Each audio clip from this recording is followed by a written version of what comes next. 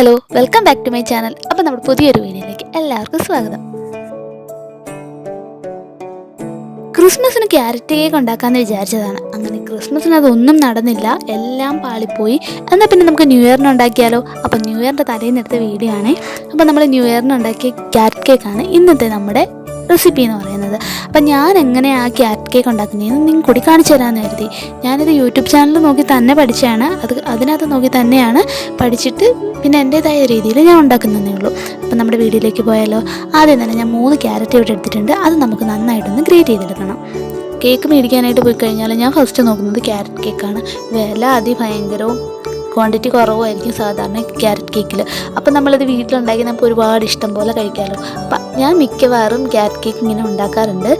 മറ്റുള്ള കേക്കുകളെ പോലെ പെട്ടെന്ന് ഉണ്ടാക്കി കഴിക്കുന്നതിലും എനിക്കിഷ്ടം ക്യാരറ്റ് കേക്ക് തലേ ദിവസം നമ്മൾ ഉണ്ടാക്കി വെച്ചിട്ട് പിറ്റേ ദിവസം കഴിക്കുന്നതാണ്. അത് നല്ല ടേസ്റ്റാണ്. അപ്പോൾ അങ്ങനെ ഒന്ന് ട്രൈ ചെയ്ത് നോക്കണം കേട്ടോ എല്ലാവരും. ഈ ചോപ്പർ ഉണ്ടെങ്കിൽ ചോപ്പറിൽ വെച്ച് ചെറിയ ചെറിയ പീസായിട്ട് അടിച്ചെടുത്താലും മതി. അതല്ലെങ്കിൽ നമുക്കിതിൻ്റെ ജ്യൂസ് മാത്രമായിട്ട് എടുക്കുന്നവരുണ്ട്. ഞാനിപ്പോൾ ക്യാരറ്റ് അവിടെ ഇവിടെയൊക്കെ കടിക്കാൻ കിട്ടണമല്ലോ, അപ്പോൾ അതുകൊണ്ട് ഞാനിത് ചെറുതായിട്ട് ഗ്രേറ്റ് ചെയ്ത് തന്നെയാണ് എടുക്കുന്നത്. അപ്പോൾ നമുക്ക് ഇഷ്ടം അനുസരിച്ച് എങ്ങനെയാണെന്ന് വെച്ചാൽ എടുക്കാം. ഇടയ്ക്കിടയ്ക്ക് കൈ വേദന എടുക്കുന്നുണ്ട്, അപ്പം ഞാനൊന്ന് നിർത്തിയിട്ട് പിന്നെയും ചെയ്യുന്നുണ്ട്. അപ്പം കുറച്ച് ക്യാരറ്റ് മതി. ഇപ്പോൾ എനിക്ക് ക്യാരറ്റിൻ്റെ ഫ്ലേവർ മുന്നിൽ നിൽക്കാൻ വേണ്ടിയിട്ടാണ് ഞാൻ 3 എണ്ണം ഇവിടെ എടുത്തിരിക്കുന്നത്.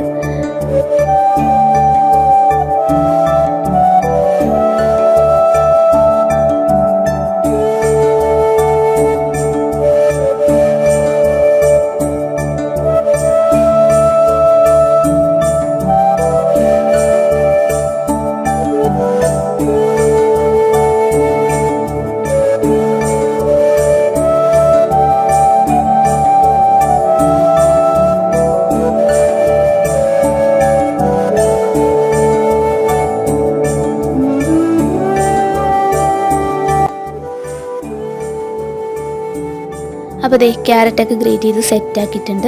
ഇത്രയും ക്യാരറ്റ് കിട്ടിയിട്ടുണ്ട്. ഇപ്പം ഞാൻ വിചാരിച്ചു പകുതി നമുക്ക് ക്യാരറ്റ് ഹൽവയ്ക്ക് വേണ്ടിയിട്ട് മാറ്റാം, പകുതി നമുക്ക് ഇതിലെടുക്കാമെന്ന് വിചാരിച്ചു. അതിട്ട് നോക്കാം. ഇത് തികയുവാണെങ്കിൽ നമുക്ക് ഫുള്ള് ഇതിലിടാം, അതല്ലെങ്കിൽ മാറ്റാവേ. അപ്പോൾ എന്തായാലും ഇത്രയും ഗ്രേറ്റ് ചെയ്തെടുത്ത് വെച്ചിട്ടുണ്ട്. അപ്പോൾ നമുക്ക് ഇതിനി ബാക്കി പ്രോസസ്സിലേക്ക് പോവാം. ഇനി നമുക്ക് ഒരു ചൂട് കട്ടിയുള്ള പാത്രം എടുത്തിട്ട് നമുക്കിതിലേക്ക് പഞ്ചസാര മെൽറ്റ് ചെയ്ത് ക്യാരമലൈസ്ഡ് ആക്കണം. അപ്പം അത് നമുക്ക് ചെയ്യാം. ഞാനിവിടെ 1 കപ്പ് പഞ്ചസാരയാണ് എടുത്തിരിക്കുന്നത്. കറക്റ്റ് അളവിനൊന്നുമല്ല ഞാൻ എടുത്തിരിക്കുന്നത്. അപ്പം ഞാൻ 1 കപ്പ് പഞ്ചസാരയിലാണ് ക്യാരമലൈസ് ചെയ്ത് എടുക്കാമെന്ന് ഉദ്ദേശിക്കുന്നത്. ഇതിന് കൈവിടാതെ ഒന്ന് ഇളക്കി കൊടുക്കുന്നുണ്ട്. സൈഡൊന്നും കരിഞ്ഞു പോവാതിരിക്കാൻ വേണ്ടിയിട്ട് എല്ലാ സൈഡും ചേർത്ത് നന്നായിട്ട് ഇളക്കി അത് ക്യാരമലൈസ് ആക്കി എടുക്കാം. ഇതിൽ ഒരുപാട് വെള്ളമൊന്നും ഞാൻ കോരി ഒഴിക്കുന്നില്ല. ഒരു 2 സ്പൂൺ വെള്ളം ഞാൻ ഇതിലേക്ക് ആഡ് ചെയ്ത് കൊടുത്തിട്ടുണ്ട്.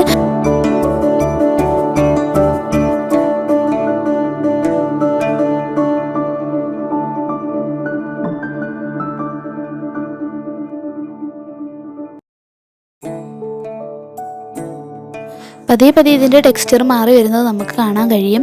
ഇപ്പം ചെറിയൊരു തേങ്ങാപ്പീരയൊക്കെ പരുവായിട്ട് വന്നിട്ടുണ്ട്. ഇനി നമുക്കിത് നന്നായിട്ടൊരു മഞ്ഞ നിറത്തിലേക്ക് വരും.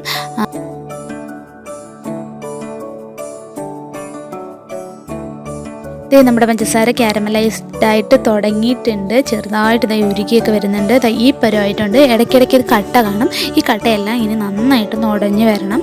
അപ്പോഴത്തേക്ക് നല്ല തേൻ പോലെ പരുവായിട്ട് നമുക്ക് കിട്ടുവേ. അപ്പോൾ അതുവരെ നമുക്കൊന്ന് ഇളക്കി നന്നാക്കി എടുക്കാം.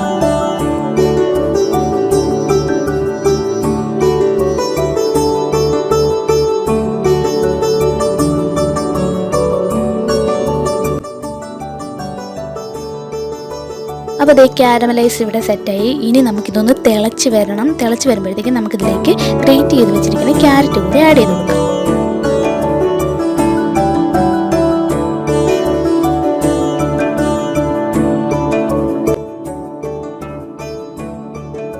അപ്പോൾ ക്യാരറ്റ് ഇട്ട് കഴിഞ്ഞ് നന്നായിട്ട് ഇളക്കിയെടുക്കണം. ചെറുതീയിൽ വേണം ഇത് നന്നായിട്ട് ഇതിലിട്ട് ഇളക്കിയെടുക്കാൻ വേണ്ടിയിട്ട്. ചെറുതായിട്ട് ഈ ക്യാരറ്റ് ഒന്ന് വാടി വരണം. അത്രയും സമയം മാത്രം അതിനകത്ത് കിടന്നാൽ മതിയേ. ക്യാരറ്റ് അതിൽ കിടന്ന് ആ വെള്ളമൊക്കെ ഒന്ന് വറ്റി നന്നായിട്ടൊന്ന് സോട്ടായി കിട്ടുമ്പം നമുക്ക് തീ ഓഫ് ചെയ്തേക്കാവേ.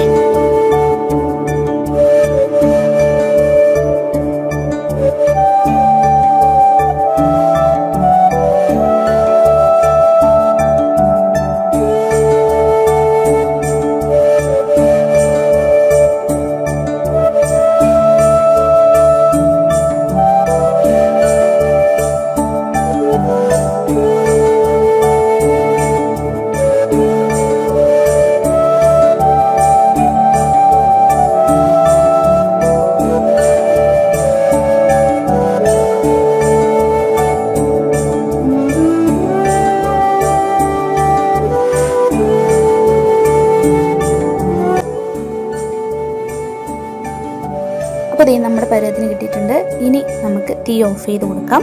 ഇതിനി ഇരുന്നൊന്ന് ഡ്രൈ ആവട്ടെ. കുറച്ച് ഒന്ന് കഴിഞ്ഞിട്ട് നമുക്കിതിനെടുക്കാം. ഇതൊന്ന് ആറിക്കോട്ടെ. അപ്പോഴേക്കും നമ്മുടെ ബാക്കിയുള്ള ഇൻഗ്രീഡിയൻസ് ഇവിടെ സെറ്റാക്കി എടുക്കണം. അതിന് വേണ്ടിയിട്ട് നമ്മൾ ഒരു ഉണങ്ങിയ മിക്സിയുടെ ജാർ എടുക്കണം. അതിൽ വെള്ളമൊന്നും പാടില്ല. അത് ആദ്യം തന്നെ നമുക്ക് 4 മുട്ട അതിലേക്ക് പൊട്ടിച്ചൊഴിച്ച് ഒന്ന് നന്നായിട്ട് അടിച്ചെടുക്കണം. ഇതിനായിട്ട് നമുക്ക് ബീറ്ററോ ഒന്നും ആവശ്യമില്ല, വിസ്കോ ഒന്നും ഞാൻ ഉപയോഗിക്കുന്നില്ല. മിക്സി മാത്രമാണ് ഞാൻ അടിച്ചെടുക്കാൻ വേണ്ടിയിട്ട് ഉപയോഗിക്കുന്നത്. 3-4 മുട്ട നമുക്ക് ചെയ്തെടുക്കാം. ഈ മുട്ട ഒഴിച്ച് കഴിഞ്ഞിട്ട് അതിൻ്റെ കൂടെ തന്നെ നമ്മൾ 2 അടപ്പ് വാനില എസൻസ് യൂസ് ചെയ്യുന്നുണ്ട്. അപ്പോൾ കറക്റ്റ് അളവ് പറയാൻ അറിയില്ല, അതുകൊണ്ടാണ് ഞാൻ 2 അടപ്പിനകത്തെയാണ് ഞാൻ ഒഴിച്ചു കൊടുക്കാറ്. അപ്പോൾ 2 അടപ്പ് വാനില എസൻസും കൂടി ഒഴിച്ചു കൊടുത്തു ആ മുട്ടയുടെ മണം അങ്ങ് മാറി കിട്ടും.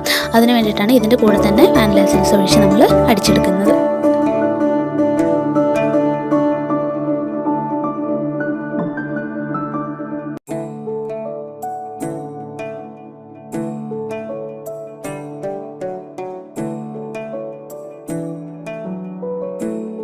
നമ്മൾ ഒരു ബൗള് പഞ്ചസാരയും കൂടി പൊടിച്ചെടുക്കാനുണ്ട്. അതും കൂടെ നമുക്കൊന്ന് പൊടിച്ച് എടുക്കാം. ഇതിലേക്ക് തന്നെ നമുക്ക് എന്നിട്ട് ആഡ് ചെയ്ത് കൊടുക്കാം.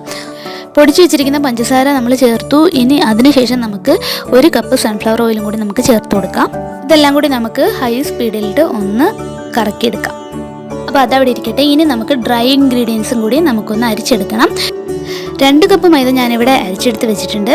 ഇനി ഇതിൻ്റെ കൂടെ നമുക്ക് കുറച്ച് ബേക്കിംഗ് പൗഡറും പിന്നെ 1 പിഞ്ച് ഉപ്പും കൂടി ഇട്ട് കൊടുക്കാം. നമ്മൾ അടിച്ചെടുത്ത് വെച്ചിരിക്കുന്ന മിക്സ് നമുക്കൊരു പാത്രത്തിലേക്ക് മാറ്റാം. വലിയൊരു പാത്രത്തിലേക്ക് മാറ്റണം. കാരണം ഇതെല്ലാം കൂടി ഇളക്കിയെടുക്കാൻ നല്ല പാടാണ്. അപ്പോൾ ഇച്ചിരി അത്യാവശ്യം വലിപ്പമുള്ള പാത്രത്തിലേക്ക് മാറ്റാം. എന്നിട്ട് നമുക്ക് നമ്മൾ നേരത്തെ സെറ്റ് ചെയ്ത് വെച്ചിരിക്കുന്ന ക്യാരറ്റ് മിക്സ് ഉണ്ടല്ലോ, അത് നമുക്കിതിലേക്ക് ആഡ് ചെയ്ത് കൊടുക്കുന്നത് നന്നായിട്ടൊന്ന് ഇളക്കിയെടുക്കാം.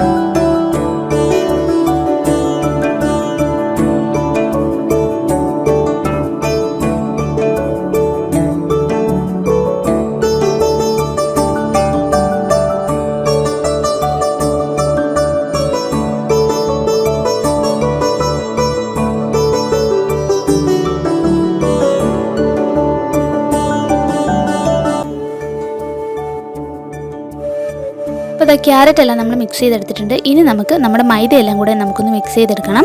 അപ്പം ഒരുപാടായിട്ട് എല്ലാം കൂടെ മിക്സ് ചെയ്ത് കട്ട പിടിച്ച് പോകരുത്. അപ്പോൾ കുറേശ്ശെ ആയിട്ട് നമ്മൾ കട്ട് ആൻഡ് ഫോൾഡ് മെത്തേഡിൽ നമ്മൾ ഇതുപോലെ ഒന്ന് ചെയ്തെടുക്കണം. അതിനുശേഷം നമുക്കിതിലേക്ക് ടൂട്ടി ഫ്രൂട്ടിയോ കാഷ്യൂസോ ഒക്കെ വേണ്ടുന്ന എന്താണെന്ന് വെച്ചാൽ അത് ഇട്ട് കൊടുക്കാം. ഞാനിവിടെ അണ്ടിപ്പരിപ്പ് മാത്രമേ ഇട്ട് കൊടുക്കുന്നുള്ളൂ, വേറെ ഒന്നും ചേർത്ത് കൊടുക്കുന്നില്ല.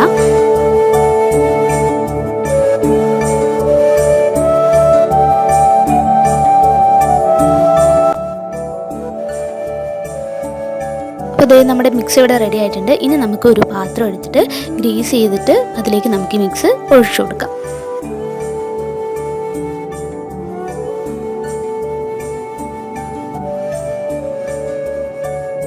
നമ്മൾ ഓവനകത്തൊന്നുമല്ല വെക്കുന്നത്, നമ്മൾ കുക്കറിലാണ് വെക്കുന്നത്. അപ്പോൾ ഇതിൻ്റെ മേളിൽ നമുക്കൊന്ന് ഡെക്കറേറ്റ് ചെയ്യാൻ വേണ്ടിയിട്ട് കുറച്ച് കാഷ്യൂസും കൂടെ ഇട്ട് കൊടുക്കുന്നുണ്ട്. ഒരു 10 മിനിറ്റ് മുന്നേ നമ്മൾ കുക്കർ പ്രീഹീറ്റ് ചെയ്യാൻ വെച്ചിട്ടുണ്ടായിരുന്നു. അപ്പം ഇനി നമുക്ക് ബാറ്റർ ഇതിലേക്ക് വെച്ച് കൊടുക്കാം. ഇതിന് ഒരു 30 മിനിറ്റ് കഴിഞ്ഞിട്ടാണ് നമ്മളിത് കുക്കറിനെ തുറന്ന് നോക്കത്തുള്ളൂ. അപ്പോഴത്തേക്ക് നമ്മുടെ കേക്ക് ഇവിടെ സെറ്റായിട്ട് വരും. ഒരു 30 മിനിറ്റിന് ശേഷം ഞാൻ തുറന്ന് നോക്കി കേക്ക് എടുത്തു. ഈ ഒരു ലെവലിൽ നമ്മുടെ കേക്ക് കിട്ടിയിട്ടുണ്ട്. നന്നായിട്ട് വെന്തിട്ടുണ്ട്. നല്ല സ്പോഞ്ച് ആയിട്ടുള്ള കേക്കാണ് നമുക്ക് കിട്ടിയിരിക്കുന്നത്. അപ്പോൾ ഞാൻ കട്ട് ചെയ്ത് എടുത്തിട്ടുണ്ട്. അപ്പോൾ ജസ്റ്റ് ഞാനൊന്ന് ടേസ്റ്റ് ചെയ്ത് നോക്കി. എനിക്കിഷ്ടമായി. അടിപൊളി നല്ല ടേസ്റ്റ് ഉണ്ട്. പിന്നെ ഇന്ന് തന്നെ കഴിക്കുന്നതിനോട് എനിക്ക് താല്പര്യമില്ല. അതിപ്പം നാളെ പിറ്റേന്ന് എടുക്കുകയാണെങ്കിൽ കുറച്ചുകൂടി നന്നായിട്ടിരിക്കും. അപ്പോൾ നമുക്ക് വീട്ടിൽ ഉള്ള സാധനങ്ങൾ വെച്ച് എളുപ്പത്തിൽ ഉണ്ടാക്കിയെടുക്കാൻ പറ്റുന്നൊരു കേക്കാണ്. നമ്മുടെ വീഡിയോ ഇഷ്ടമായാൽ നമ്മുടെ ചാനൽ കയറി കണ്ട് സബ്സ്ക്രൈബ് ചെയ്ത് സപ്പോർട്ട് ചെയ്യാൻ മറക്കല്ലേ. നെക്സ്റ്റ് വീഡിയോ ആയിട്ട് കാണുന്നത് വരെ ബൈ ബൈ.